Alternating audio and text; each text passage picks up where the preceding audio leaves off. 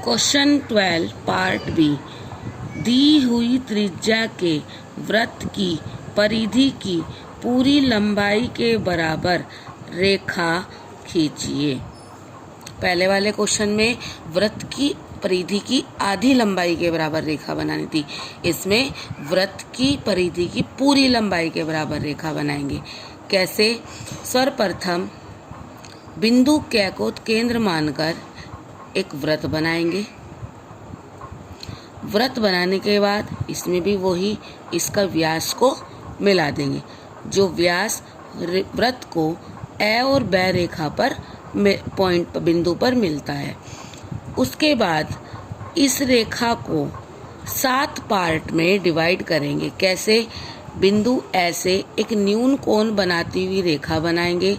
एक छोटी त्रिज्या से बिंदु ए को केंद्र मानकर पहला चाप, फिर बिंदु 1 को केंद्र मानकर दूसरा, फिर 2 को मानकर तीसरा, 3 को मानकर चौथा, 4 को मानकर पांचवा, 5 को मानकर छठा, छठे को केंद्र मानकर 7वां चाप लगाएंगे। उक्त 7 नंबर के चाप को B बिंदु से मिला देंगे। 7 B के समांतर 6 1 6 2 4 3 3 4 2 5 1 6, ये इस तरह से यह रेखा हमारी 7 पार्ट में विभाजित हो गई। अब बिंदु B से 90 डिग्री का कोण बनाते हुए एक सीधी इस पर रेखा बनाएंगे, लंब बनाएंगे, और इसके बाद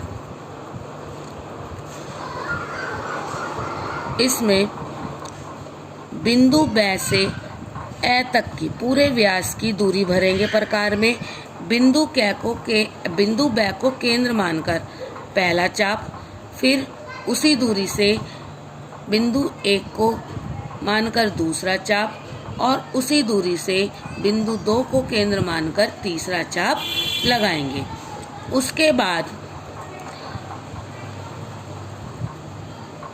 बिंदु B से नंबर पॉइंट 1 तक की दूरी भरेंगे।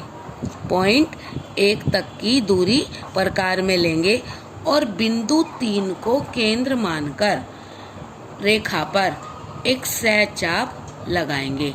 इस प्रकार रेखा B और सह ही हमारी वृत्त की परिधि की पूरी लंबाई के बराबर अभिष्ट रेखा है। यही हमारा उत्तर है।